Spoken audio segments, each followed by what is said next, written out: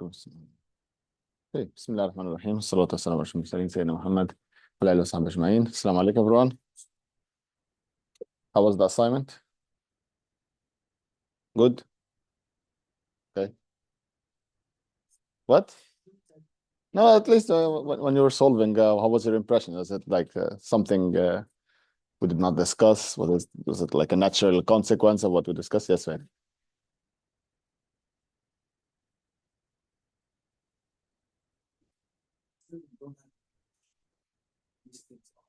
Okay.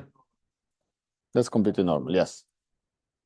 Yeah, that's exactly. So the question was the terms, you understand them, the how to do a proof, but what the intuition is, nothing. That's correct. Okay, so that's exactly the whole idea of these abstract objects. Okay, you still don't have an intuition, although there are some examples, but so the examples, they're already very, very narrow. Today, inshallah, we're gonna have a lot of examples, and you'll see how, okay, when you think in the abstract sense, this captures already much more than just what the example says.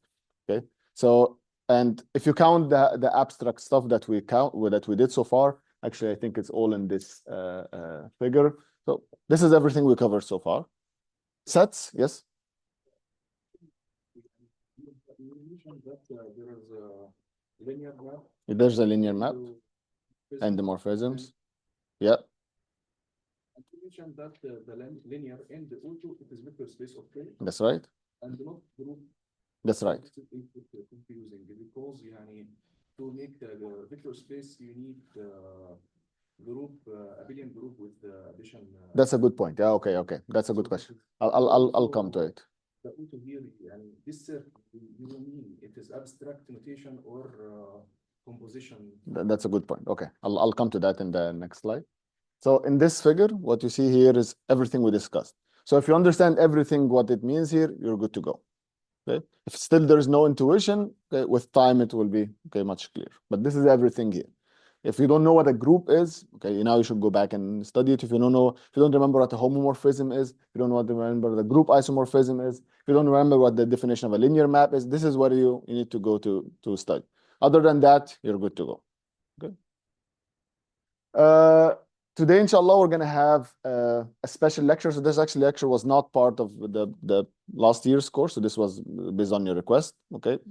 So we're going to dive a little bit deeper into vector spaces. Hopefully with this diving deeper, I hope you understand it more, but I guess not. And the reason why is last time we started to break a little bit what you know about linear algebra. Today I'll even break it more and more. So you're gonna feel a little bit uncomfortable with with the confusion it will happen. Okay, this confusion is completely natural. What you should do afterwards is that you should go back and you should relearn, based on the references that I give you, inshallah, linear algebra in a proper way in this abstract setting, and just diverge away from just using vectors and matrices. Today we're gonna understand extremely why this is important.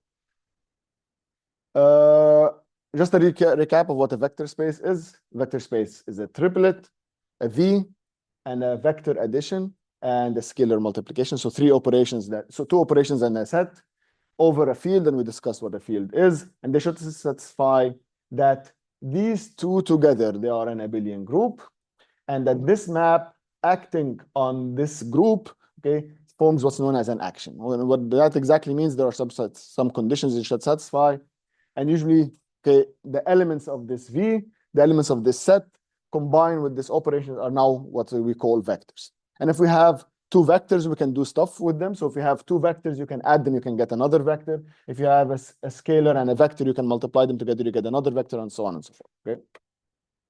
And then we discuss, yes?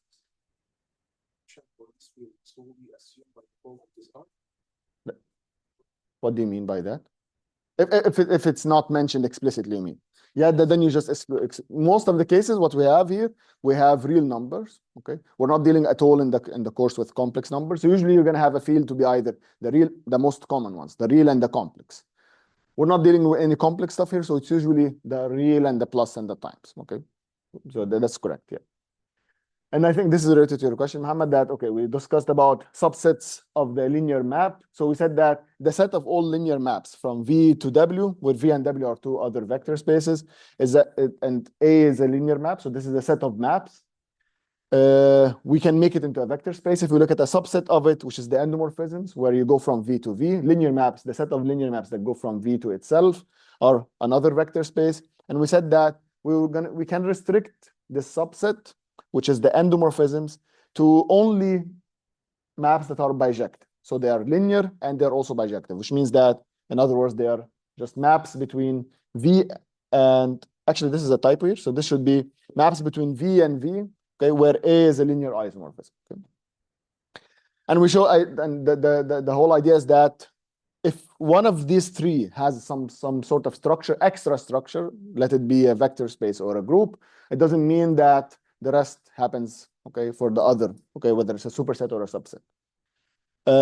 Regarding what we said about this being a, does anyone remember when we had the special case of Rn and Rm? What was the space of LVW equal to? The space of what? Yeah, but in the special case, what it was? So in the special case where V was Rn and W was Rm, what was this space of? What was the object inside? If you pick any one from there, what do you get? Matrices, right? M by N matrices. And endomorphisms? N by N matrices. And automorphisms? Invertible matrices. So non-singular matrices. N by N non-singular matrices. The group, what was the group operation that we equipped the automorphisms with? No. Matrix multiplication.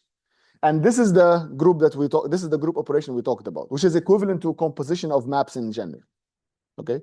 So the question about that, we needed these two to be a vector space. We needed them to be a group. That is true, but we needed the V and the vector addition to and the matrix addition to be a group, not the matrix multiplication. So this was that's the answer to your question.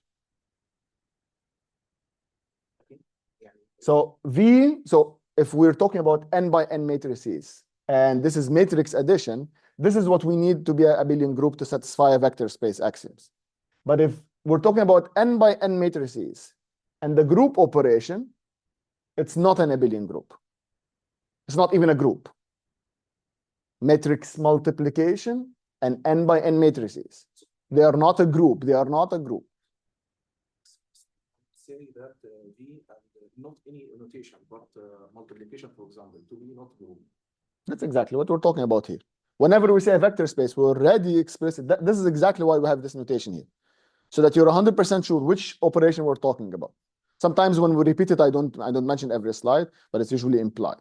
So whenever I say a vector space, the first thing that comes into your mind, which operations you're talking about. Whenever I say a group, you should always ask which operation you're talking about. So you're in the correct direction now. So your question was 100% correct, that when we have the automorphisms and the matrix multiplication, that is a group. But when we have the automorphisms and the matrix addition, it's not a group. Okay? Matrix automorphisms. I'm talking about automorphisms. Automorphisms are not a group. So the set automorphisms with the matrix addition is not a group. The set of automorphisms with the matrix multiplication is a group. Okay? So take that statement and go back and check it for yourself, okay? The condition. Then we introduced last time. Talking was about the multiplication. It was about matrix multiplication. Exactly. Okay. If you go back to the slide, it was explicitly mentioned there. Matrix, you're going to find in this area, we're talking about matrix addition and matrix multiplication. Okay. We'll go back to this part especially. The V star was what we call the dual space, and it's a special linear, it's a special subset of the linear maps that goes from V2 to the field K. Remember, V and W will both vector spaces over the same field, K. So if we have K as the vector space of choice, if we have omega W to be K, then we have linear maps that go from V to K, and we call them the V star, the dual space. Today, inshallah, we're going to be looking into more details about this covector. And we call elements of this V star, we call them covectors, not vectors. Today, inshallah, we're going to be diving deep into what the difference between them are. Then we looked at maps that go from V to V, or V to V star, or V star to V star, or V star to V. And we need to be very careful what they are. Today, again, inshallah, with the examples we're going to be discussing, is to be 100% clear. Why do we need to be careful between these? Especially the most important ones are actually endomorphisms, okay, on V, and bilinear maps on V. Today, you're going to be seeing, okay, in details, both of these. And if V is a vector, so again, so the vector here is what you know as a vector. So elements of V are usually what you call a vector, in linear algebra. Elements of endomorphisms are usually what we call n by n matrices. Elements of the bilinear maps are usually also what you call n by n matrices. And elements of the dual space, V star, are usually what you call vectors. Okay. So from your background, you're actually the ones that are confusing V and V star and endomorphisms, okay, and bilinear maps. Today, inshallah, again, you're going to be seeing why it's important to differentiate between them. This was the special case, so we already covered that. So now let's jump into, okay, a little deeper into vectors and covectors. We said this is very important theorem that says every finite dimensional space, vector space, V, so how abstract no matter how abstract it is, if it has a finite dimension, and we never discuss what that is except through the basis, is isomorphic to Rn. Okay. Which means, yes, of course, you can do linear algebra in the normal way that you do it. You can put them as stack numbers, and you can multiply them together. You can do dot products, and even though dot products are not introduced formally yet, but you can play around in the way that you're used to. So this is the reason why, okay, yeah, of course, when we do computations, we can always work with these numbers. But now let me confuse you a little bit. Last time we introduced what the bases are, okay, we did it formally, actually, we skipped it. We can read it at home, so it's actually, it will take some time from us, but the whole idea is that you would simply, a basis, if you can find a collection of vectors, what a collection is simply, one vector and two vector and three vector, and just have some number. Usually, if you're able to find n vectors that are linearly independent from each other, and then when you take the span of these vectors, you get the V. And what do you mean by that is that any element in the vector space, you can write it as a linear combination, okay, of this collection of vectors. Then you would call that this is a basis for S, and we simply say that the dimension of V is equal to n in that case, because we found n bases. So this was very abstractly the definition. And last time we drew some pictures. Today, let's look a little bit at some algebraic examples. I'll give you one vector space. I'll call it V1. Okay. And this was the picture that we drew last time. So it's a vector space of directions in 3D. These directions, I'm going to be choosing 3 out of these infinite directions. I can have this direction, this direction, this direction. I have infinite number of these, by the way, with different lengths. Okay, so even though there's no definition of length, but at least if I multiply a scalar by a vector and I get twice the number, then okay, this is twice as long, or something like this. Yes.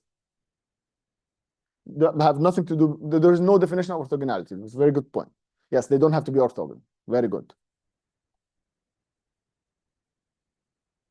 Said what we are going to do with this in terms of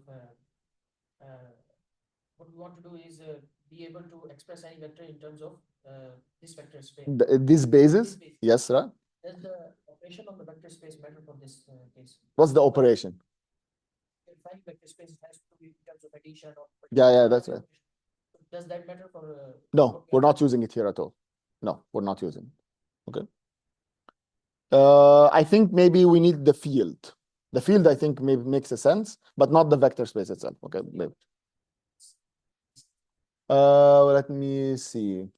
No, actually, no, we need the operation. This is actually the operation. So this plus here is between elements of V. So actually, this is the vector addition. Yeah. For example, now, but here we are assuming that the field is, let's say, K plus and dot. Yeah. It's possible that if it's dot and plus, then the operation will be changed over here. But that's not even a field. This one is actually not a field. Okay, we discussed it last time. So K plus and so the real numbers with the normal addition and normal multiplication is a field, but if you swap it, it doesn't become a field. Yeah, of course, yeah. But then you get exotic stuff. This is, you know, the standard stuff we're going to be working. So these vectors, so I chose 3 directions, okay, and I'm going to call them 1, 0, 0, 0, 1, 0, and 0, 0, 1. So these are the directions, and okay, as a figure, you can visualize them there. You call them usually I, J, K, X, Y, Z, okay, X hat, Y hat, Z hat, okay. You know that any vector in V1 can be represented as this sum. Make sense for everyone? V1, V up 1, so V with the superscript 1, V with the superscript 2, and V with the superscript 3 are all real numbers, any numbers. So if I take any vector, I can maybe say it's 0 multiplied by that one, 1.5 multiplied by that one, and 2.07 multiplied by that, okay, by E3. And in the end, I can represent any vector in this case. Make sense for everyone? So because I can represent any vector in like this, and because also these 3 are linearly independent in the abstract static that we discussed last time, then we can say that we're going to be introducing something very important, which is the components of V. So V lives in a vector space. So the green one lives in the vector space. It's the abstract vector. But the components of it, we're going to be just highlighting it by this square bracket, are simply the numbers V1, V2, and V3 written as an n-tuple.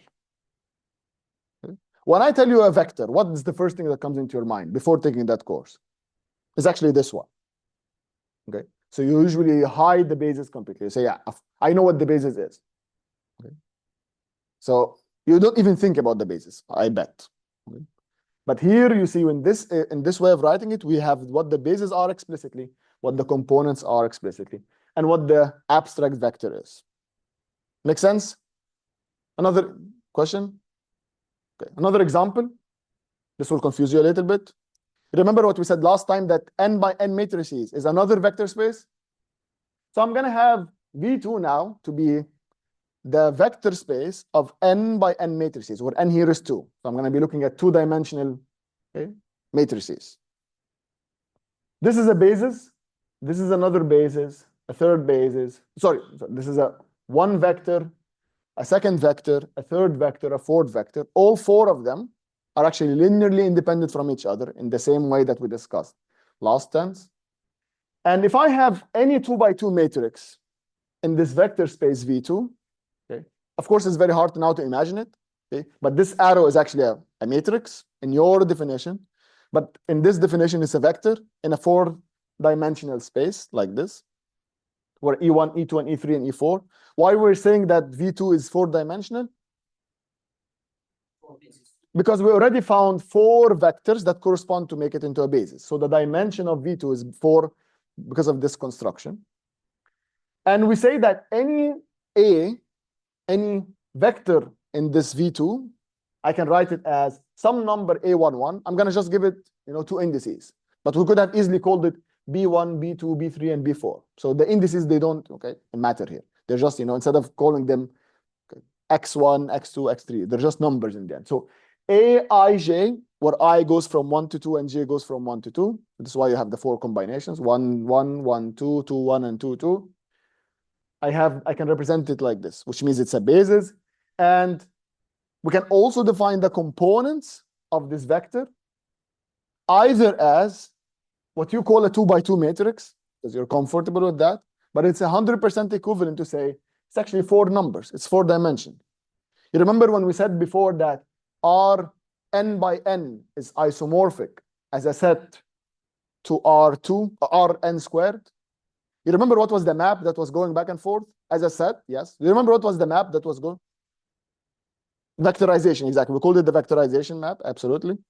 You can actually test for yourself that the vectorization that goes from an n by n matrix to its corresponding n square vector in your definition is actually a linear map, and it's also bijective. We showed already it's bijective earlier. So you can also show it's linear, okay? Which means that it's an isomorphism between 2 vector spaces. What does an isomorphism between vector spaces mean? It means that R2 by 2 and R4 are isomorphic as vector spaces. Anything I can do here, I can do here. And this you already know, by the way. If I tell you add two matrices, you can easily add them as, you can take them as a vector, add them, and bring them back as a matrix. Anything you can do here, you can do there. Right? Don't confuse this with the group operation, which is the matrix multiplication. Matrix multiplication is that row by column, but this we're not talking about a group here. We're talking about a vector space. So two different things here. This one is called a congruent. It's called a congruent. Congruent, yeah, and very excellent question. Here we assume it's a vector space because of the context. Exactly, absolutely, yes. Usually you're going to find this is used in mathematics without, the exact, being explicit. In the first time I introduced them, I had them explicitly, but here the context. You need to always, look at the math and always be critical about which type of, isomorphism we're talking about here. Yes, yeah. What does it mean by structure? Why not making one like the same 4 or 2? Because here V2, that's actually the point. So if you do that, they're actually the same. Because this is, but this is this is with the isomorphism. So here the bases, they have to be vectors from the vector space. You have to select out of them. From the same vector space, exactly. I'll confuse you even a little bit more. This is a vector space, very special one, which will appear a lot in robotics. You'll see it later, inshallah. It's called the vector space of skew-symmetric matrices, 3 by 3 skew-symmetric matrices. So if I give you any 3 by 3 matrix, and I tell you, make sure it's skew-symmetric. You know what skew-symmetric is? I take the transpose of it, and I find I get the minus of the matrix I started with. Okay, so this is what it means. So the bases, these are valuable bases for it.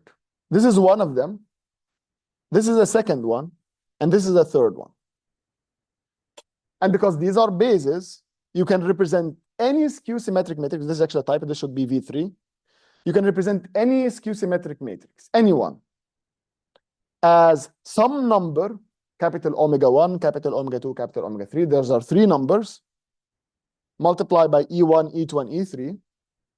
And because we have only 3 vectors in the vector space, we have a dimension of 3 for this vector space. And the components of this skew-symmetric matrix is usually written like this. Omega 1 minus omega 1, omega 2 minus omega 3. There's a typo here. And there's omega 3 minus omega 3. It looks like what? A 3 by 3 matrix. But as a vector space, it's isomorphic to what? R3. How many independent components do you have there? Only 3. Right?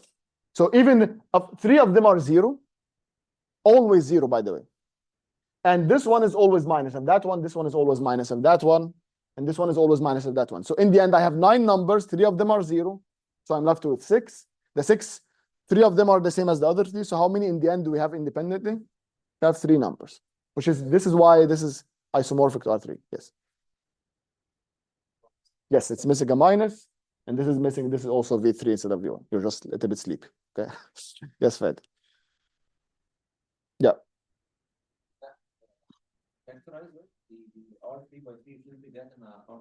That's a good point. Yeah. The factorization here is something else. The factorization we talked about was an isomorphism between this vector space and Rn squared. But we're talking about a different vector space here. This is why I explicitly called it V3.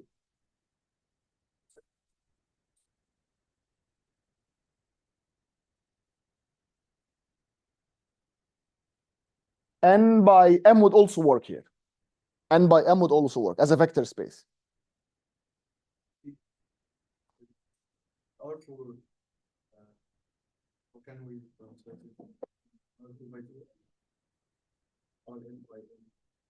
Excellent question. Excellent question. So the question was, how can we differentiate an R4 between whether we had a 2 by 2 matrix initially and a 4 by 1 matrix or a 1 by 4 matrix, or in general, bigger? You cannot. Anything you can do there, you can do here. This is why they are isomorphic as vector space, as vector spaces. R4 by 1, R1 by 4, R2 by 2. They are all the same. That's exactly what it means to be isomorphic. Yes, they are all the same. Just they look differently. And then I mentioned that you can check for yourself that the vectorization map is also like we checked that it's bijective, so it means they are isomorphic as sets. And you can also check that it's a linear map, the vectorization, which means it's isomorphic between vector spaces. You can check.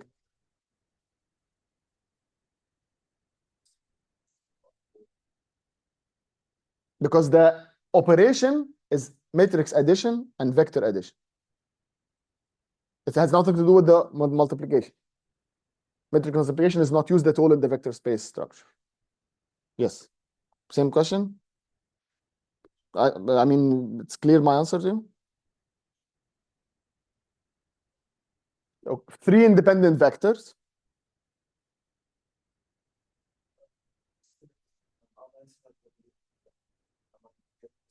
But then it will not be an element of the vector space. This is the vector space we're talking about. Skew symmetric matrices. In this vector space, we said it's 2 by 2 matrices. And here it was, directions in R3. Okay. Clear? Okay. So what you see here are a lot of math that, by the way, has nothing to go out of this slide. All of these 3 lines, if you know them, you got all of the examples. And this is exactly the way, okay, the reason why I'm telling you. Understanding so this is to answer your question again, Fahd. So understanding the abstract stuff is very easy. Once you go to the examples, things become, very nasty. But put them in their context. Don't try to, to extrapolate. Don't try to what happens if this and this. Just understand them in this context. And, bit by bit, inshallah, you're going to reach there. Now let me confuse you in another way now, okay? So we said what the components of a vector are. And we said that, now you understand what a vector is? So abstractly, a vector is an element of a vector space. Forget about the vector being, n-tuple. Can I always think of it as an n-tuple? Yes, because it's isomorphic once I choose a basis. So now we summarize the last 3 hours of this, content in this one line. Now let's look at covectors. You remember what a covector was? It was an element of the dual, but if I take an element of this dual, what do I get? No? No, it's a vector, but we call it a covector. No, it's not it is a vector by itself, but what is the nature of this? It's a map from V to K, exactly. So now let's look at how do I represent in numbers. If I choose a basis for V, so this is the setting that we have. Consider that we have a vector space, and I show some basis for it.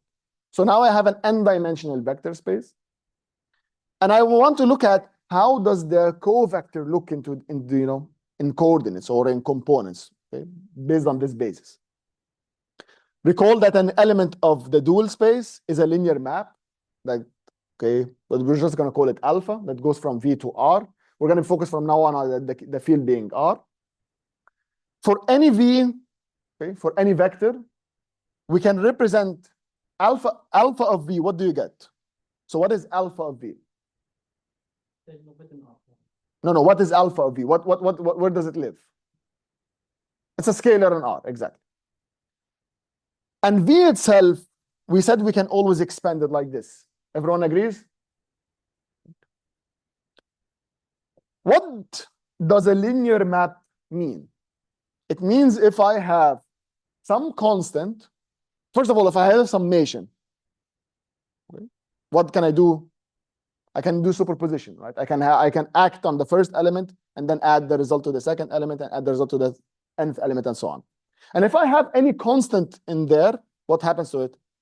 It goes outside of the multiplication. This is exactly what the linear map is. You remember this definition? Okay. So if you look here, V is a number or is it a vector? V is a number or a vector? A number. And E is a vector or a number? It's a vector. So if I have a summation of vectors, I can have alpha of E1 plus alpha of E2 plus up till alpha of En. And if I have some numbers inside, which were V1 and V2 and V3 up to Vn, I can get them outside of the multiplication of the map and write them like this. Is this equality? Does it make sense for everyone? Yes, How do you consider alpha in scale? alpha is not a scalar. Alpha, after it eats V, it gets a scalar. It's a map. It's a map from V to R. So alpha of V is a scalar. All of this is a scalar.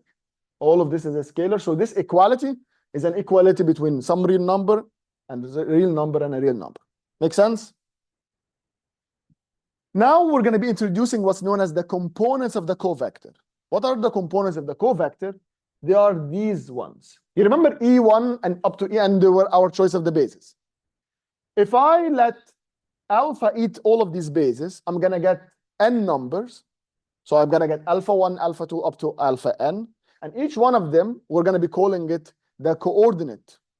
All of them together, they're going to be calling them the coordinates of the map in the bases we chose. Make sense? And this way, we can rewrite this expression like this, which is simply we can put them, okay, we can put back, the summation like this.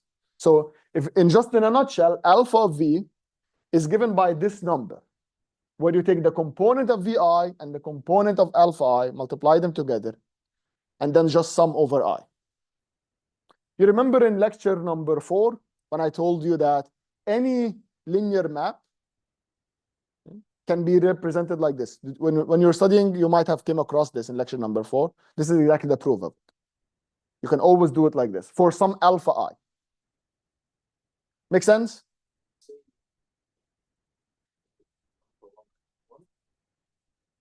Alpha 1 is the definition, is defined as alpha eating E1. So yes, they are defined by that. It's a definition. But perhaps we can understand from the context to make a relationship between them or not. It's not clear question. يعني, What do you mean by a relation? for example, if there is a mathematical or vectors or something like this, can we make explicitly a relationship between alpha I and EI? This is the definition. That's it. Take the alpha, the map, let it eat this vector, it will give you a number. You agree? This is what alpha is. What does this remind you of? Nope. Yes, exactly. And this is where things, this is where hell gets loose. Okay, when you work with linear algebra. Because we have the components of V to be some n tuple, and right now I just showed you that even the components of alpha I, which are the components of the covector, they are also an n tuple. You can represent this number that we get, alpha eating V, as simply the coordinate representation of alpha. So writing alpha 1, alpha 2, alpha 3, alpha 4 up to alpha n as a vector or as an n tuple, and then you transpose it, and then you multiply it by the n tuple corresponding to V, and you get the scalar that we're talking about. Okay. But this is completely wrong. This is not the dot product. The dot product is something we never talked about, something called, it's an extra structure to a vector space, something called an inner product structure. We don't always have it, especially in robotics, okay? Especially in spatial robotics, especially when you talk about a rigid body moving in 3D. Okay? The vector space we're going to be talking about later on, which is the space of velocities, we're going to be calling the space of twists. The space of forces later on will be called the space of wrenches. And twists and wrenches, they don't have an inner product structure. So not always you can do an inner product. Okay, not always you can do a dot product, but you can always do it, this operation. This has no name. This operation has no name other than alpha being a map. It's eating a vector, giving you a real number. And this is how it's defined. So this expression, I can always write it like this, provided that you tell me what the components Vi are and the components alpha I are. This is only a nice way that because you're already practiced very well to understand how you can work with n tuples and you can play around with them. And you're going to be seeing now that alpha, looking like this, saying that they are a dot product. A dot product is between what and what? Between what? Between two vectors, exactly. Are these two vectors? When you say that this is a dot product, you imply immediately that a covector and a vector R belong to the same space, exactly, which is not the case. And I'm going to prove why that's not the case right now. So, any questions on this? Excellent question. What the operation between alpha and VR? Simply tell me what all of the components of alpha are. So the n tuple of it, the n numbers that correspond to it in some bases, and the components of V in the some bases. And I'm going to multiply the first number with the first number, the second number with the second number, and I'm going to add up until the nth number to the nth number. That's it. This is what the operation is called. I'm going to confuse you a little bit in the next slide, inshallah. Yes. What? They don't lie in the same space. They never lie because V is not the same as V star. Unless you have the extra structure of an inner product space, but I don't want to go there. Okay? We're going to go into more details. Yes. Vector space V. Yes. That's right. With what?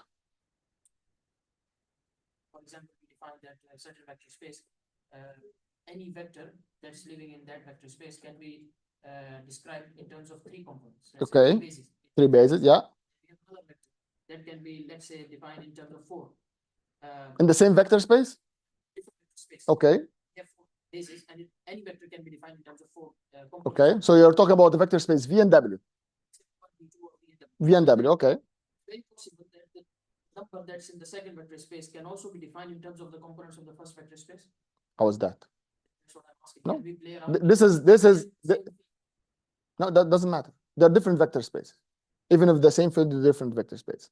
V and V star, they are always in this case, they always have the same dimension. Okay. Now let's try, to look at this stuff on the blackboard. Okay. Let's see.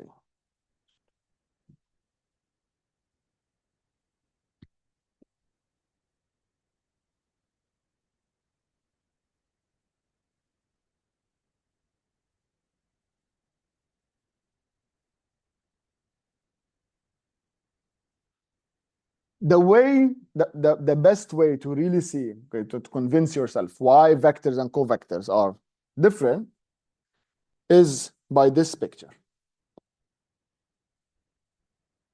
If this is the vector space V, what did we call these?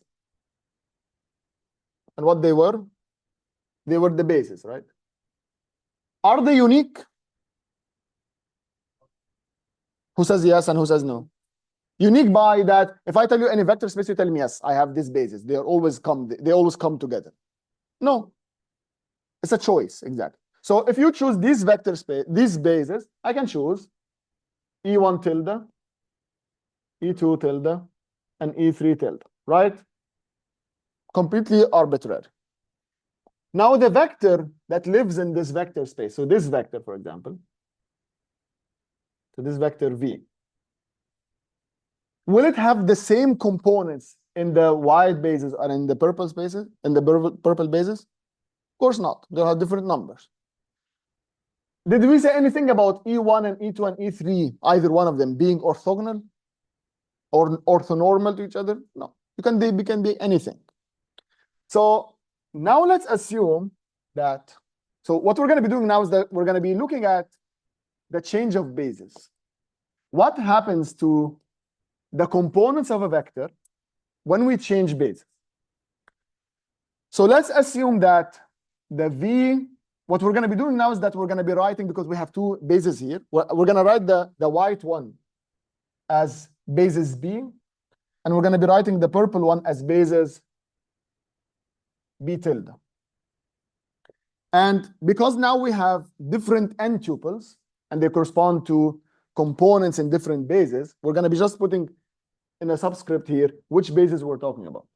So the V seen in the B bases is related to the V in the B tilde bases by some n by n matrix called P. This is where what you know. This is linear algebra. Because this is an n tuple. This is an n tuple. What should this be? An n by n matrix. We remember we said that bases have to be linearly independent from each other, right? Which means I should be able to go back and forth. Which means that P should always be bijective. Okay. Which means that it should live always in. Doesn't you remember what was the set of n by n matrices that has also invertible matrices? What was it called? General linear group in n dimensions over the field R. Okay, this is usually how it looks like. We said that the set alone was automorphisms. When we give it the matrix multiplication, we made it into a group. This was the name of the group. Okay. So P has to live there. So this is the change of bases. Now we're going to be playing a little bit of math that goes, I'm pretty sure it's a little bit, unconventional. Okay, you're not used to it, but it goes nothing. We're not going to be using anything other than linear maps, the definition of what the linear map is. So we're going to be showing now that the change of coordinates, okay, of a covector is different from this equation. Okay. So alpha V is what? Is a scalar, which means that it's independent of the basis, right? No matter what basis I choose, and I have alpha eating V, I should get a real number. Does scalar values depend on a basis? No. So this means it's independent from the choice of basis.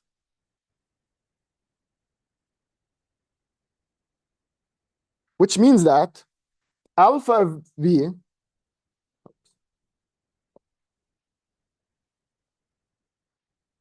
which we mentioned earlier that you can do the transpose of the alpha in the basis B multiplied by the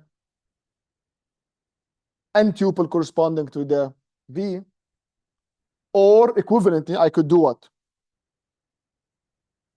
In the delta, exactly. So in the tilde frame, I can do also this. Everyone agrees? Makes sense? So you're asking about the operation, right? It's exactly the same. It's independent of the basis. I just take the components here and I transpose it, multiply it. Don't say it's a dot product. Okay? It's not. I just multiply the components like this, or I can multiply the components like this. I should get the same number in the end. Is the V in B the same as V in B tilde? Absolutely not. So the alpha will not be. Okay? What we're going to be doing now is that we're going to be calculating how it should transform. Now, if we substitute, now let's call this equation number 1. This is equation number 2, and this is equation number 3. What we're going to be doing now is that we're going to be substituting 1 into 2, okay, to get this. So substitute 1 into 2 to get that.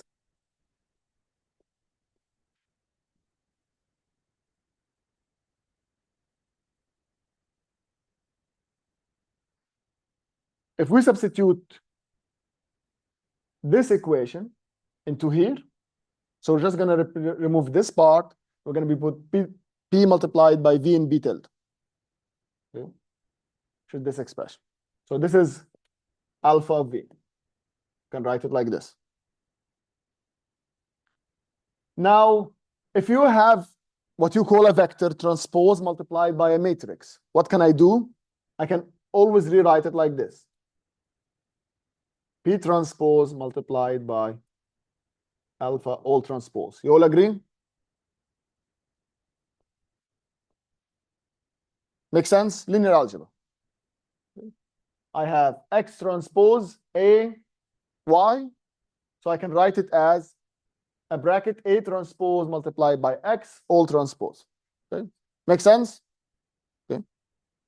Now if we compare, so let's call this equation number 4. So now if we compare 4 to 3, what do you get? Look at this expression and compare it to this expression. What do you conclude? Alpha expressed in B tilde is equivalent to P transpose multiplied by alpha in the B tilde, in the B frame. So we conclude that alpha in the B tilde is P transpose multiplied by alpha in the B. Okay. So if we take, the equation that we had earlier, so the equation that we had earlier was V was relating V in the B tilde to V in the B frame. I'm just going to rewrite it as B as from B to B tilde, okay? Because we have P to be invertible. So I'm just going to be writing as V in the B tilde frame is equal to P inverse multiplied by V in the B frame. I'm just going to make this, add some color so that you can compare.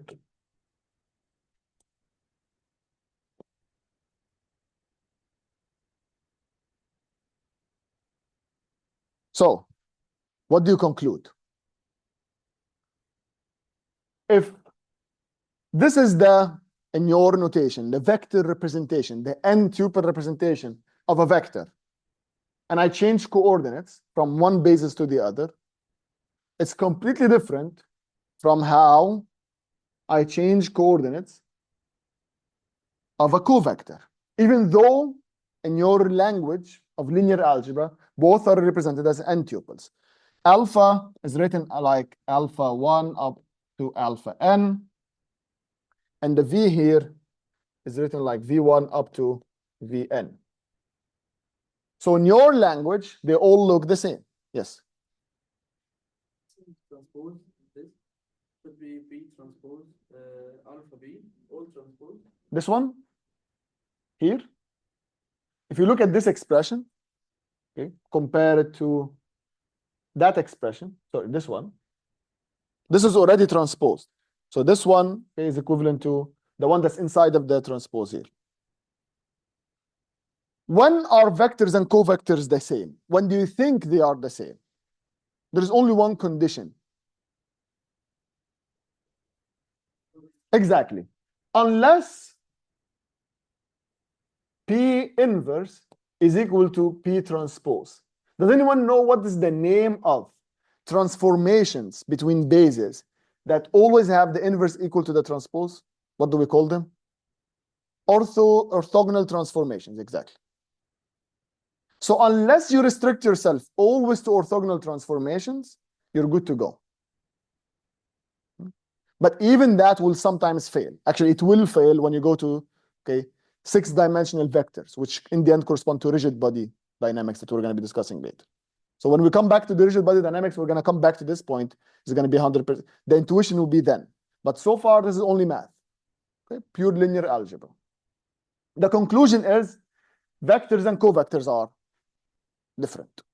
They change coordinates different, which means they are essentially different. Even though I can represent both as an n-tuple, they are essentially different objects. One, okay, is an element of a vector space. The other is a linear map from that vector space to R, which in the end, which is what we call the V star, which itself is a vector space. Thus, this is the conclusion. This is the confusion, because both are vector spaces, both are isomorphic to Rn. This is where things, get confusing. Is this clear?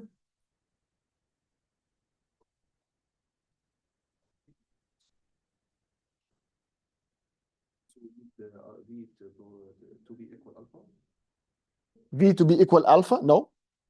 I'm talking about how they change coordinates. When I say here, unless P inverse and P transpose is, then they both change in the same way. So they're not the same equation, but they change in the same way. You can think of vectors and covectors as living in the same set. You will not see a difference in other ways. So unless this is equivalent, you will not see a difference.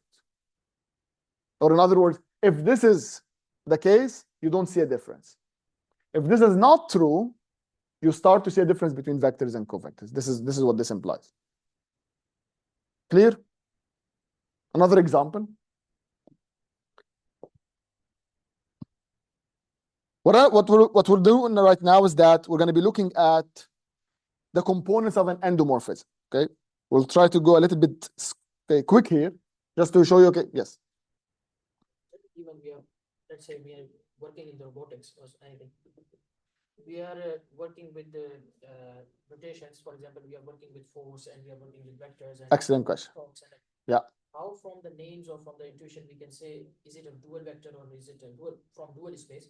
Is it a covector or a vector? Because excellent question.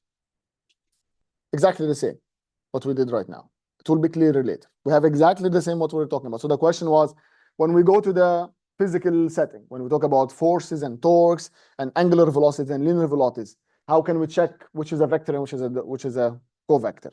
We're going to exactly see it there. Okay. So we talked about endomorphisms. So what is the component? We looked at now components of a vector, components of a covector. What are endomorphisms? How can we look at the components of a endomorphism?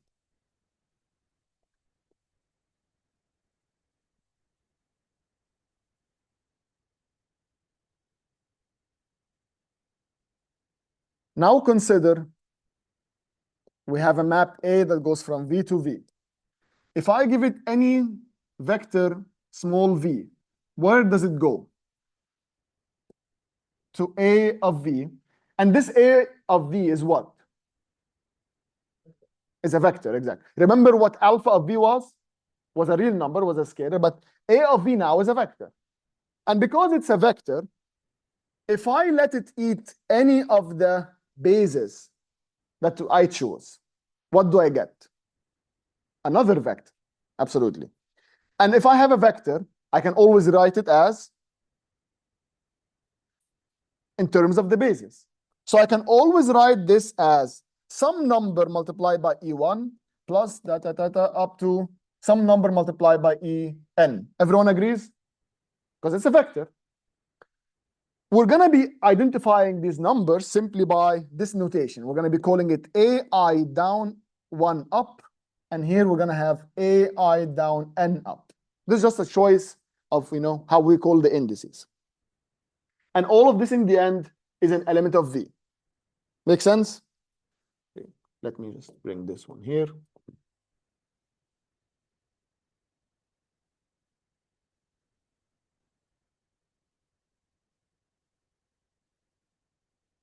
And we can always write this simply by summing from K and writing compactly like this.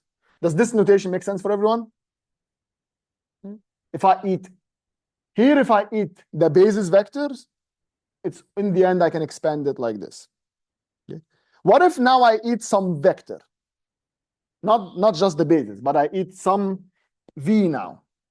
How does this look like? We said that A of V is simply equal to. Make sense? And because of linearity, it's a linear map, right? What happens when we have a linear map? I can always take the numbers out and I can use superposition to expand it. So in the end, we can simply write this as V1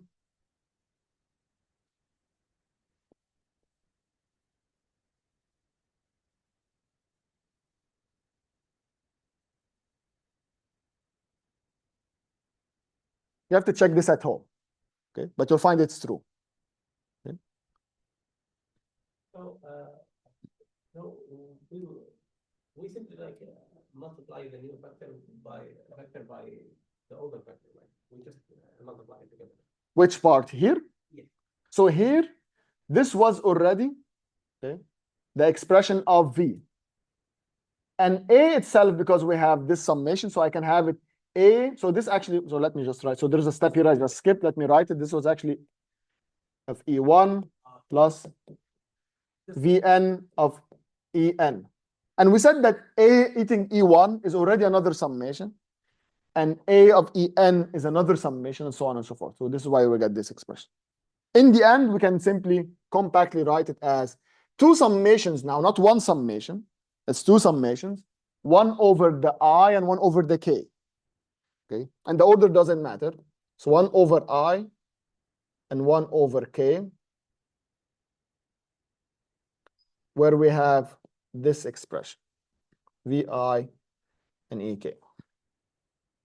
Yeah. This is just exactly the same expression.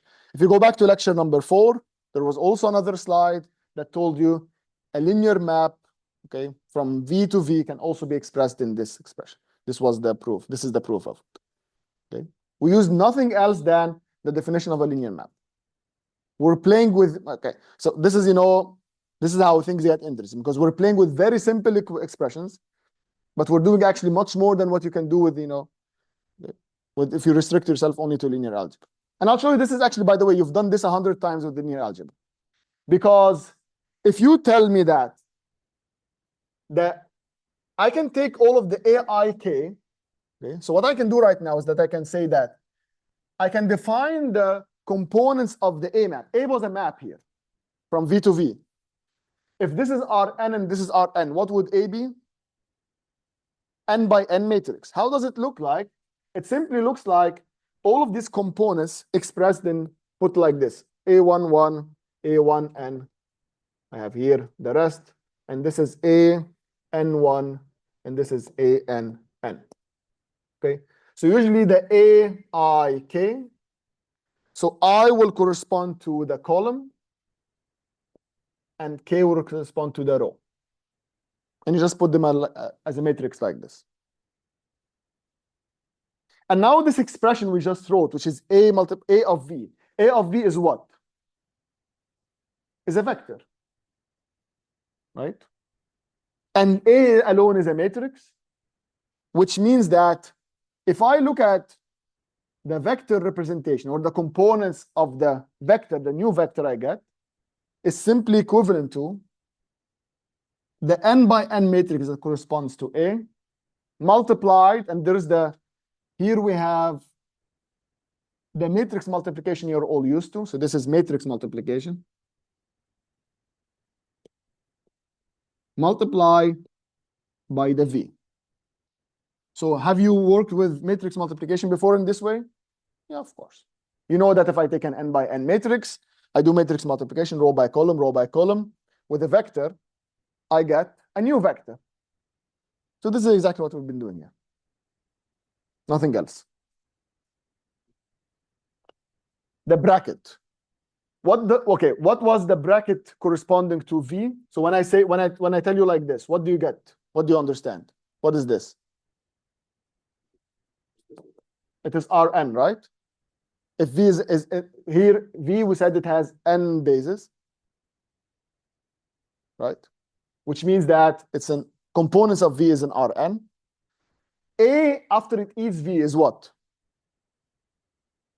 Is another vector, which means it's an Rn. So this is an Rn, this is an Rn. What is the map that goes from Rn to Rn? That's it. An N by N matrix. So okay, but how can we understand from this bracket? Okay, I get your point. The bracket, so is simply the components of. So V was an element of capital V. A of V is an element of capital V. It's a vector, abstract vector. If I have a choice of bases, how does this one look like? And how does this one look like? And how does the A look like? So now you see they are the expression in the different bases. The last thing, and then we'll conclude, is that how does the change of bases happen for A? Okay. Now I leave this to you. Okay, you can test it at home. Okay, based on in the homework. So inshallah, you'll have some nice homework that you can practice this at home. Okay. And the conclusion is as follows. the change of basis of an endomorphism is different from a bilinear map. Just, you should expect the same as between a vector and a covector. This will be exactly the same. Between an endomorphism and a bilinear map, the change of basis will be different. What you will be showing at home and the homework, inshallah, is that if I have the A expressed in some B tilde frame, and I want to relate it to the A matrix expressed in some B frame, okay, then they will be related by P inverse multiplied by P, where P was the map that takes you from B tilde, that takes the vector from the tilde to the B, exactly in the same way we define. But if you have some sort of bilinear map, now let's call this bilinear map beta, and I represent it in the beta frame. So here A is an endomorphism on V, but beta is a bilinear map on V. In other words, A is a map that takes you from V to V, but beta is a map that takes you from what to what? Does anyone remember? No? Bilinear map. We discussed it last time. It was no. From? No. From V to V star. Okay. So this, okay, map, it has components that look like this. So we said that the A has components. If you look at the matrix representation, it has something that looks like this: A11 and A1n, AN1, ANN. And if you look at the beta as a matrix representation, you're going to find that it has also an n by n representation, similar to this being an n by n. This will also have an n by n matrix representation that looks like this: beta 1, up to beta n1, and beta 1n, beta nn. But now if I change coordinates for this matrix from this frame to that frame, you'll find that we change with this expression.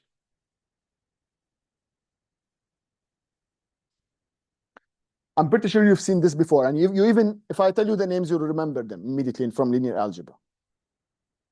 What is this called? Does anyone remember? This transformation has a name.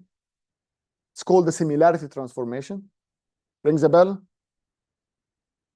And this is called congruent transformation. Okay. Simply, in other words, this is how endomorphisms change coordinates, and this is how bilinear maps change coordinates. So from this conclusion, you see that vectors are not the same as covectors, even though both can be represented in numbers as what you call a vector, an n-tuple. Endomorphisms and bilinear maps, even though both can be represented as n by n matrices, assuming that we have an n-dimensional vector space, they both change coordinates differently because they are different objects. You have to be very careful. Okay. For this object, and because it has a matrix representation, you can define what's known as the trace. You know what the trace is? The trace, summation of the diagonal, right? You can define eigenvalues. You know what eigenvalue? You can define the determinant. All of these make sense. If I tell you compute the trace of here is not defined, if I tell you compute the determinant of here is not defined, if I tell you compute the eigenvalues of here is not defined, if I tell you compute what is the symmetric, okay, the symmetric part of this A matrix it's not defined, but the symmetric part of the B matrix of the beta is defined. So some operations are forbidden to do for endomorphisms, but they are allowed to do for bilinear maps. Some operations are forbidden to do for bilinear maps, but are allowed for endomorphisms. You have to be very careful. Unless you have an extra structure on your space, things become, yeah, you can do both, which is exactly the same as calling the a vector and a covector when you can just you call this a dot product and so on and so forth. Actually, the dot product is exactly the extra structure we need, but not always we have this dot product. But this is 2 more lectures, and we have to we have to stop here. But what I want to trigger here is that there is much more to really understand what the nature of this is. This is all what we need right now. With the homework, inshallah, you're going to be practicing exactly in the same ways we did. There's nothing else than what we did here. Okay? I'll just introduce you one extra concept that you need to know, which is the dual of the basis. That will be in the homework. You're going to be see it. Just a new object. You're going to be doing the same to show that the components of an endomorphism and the bilinear map, they're represented like this. And then later on, the change of coordinates will be exactly in the same way that we did. Just some extra computation you need to do. This is what we need later on to understand, at least to identify different objects. And this is exactly related to your question, where later on, whenever you see, from now on, I'm pretty sure, you're always going to, if I give you some n tuple, you will always be alerted. You'll always ask yourself, which kind of object I have? And this is why you're gonna appreciate this idea of change of basis, and we're going to be seeing it again and again later on, inshallah. Any questions? Okay. See you, inshallah, next time.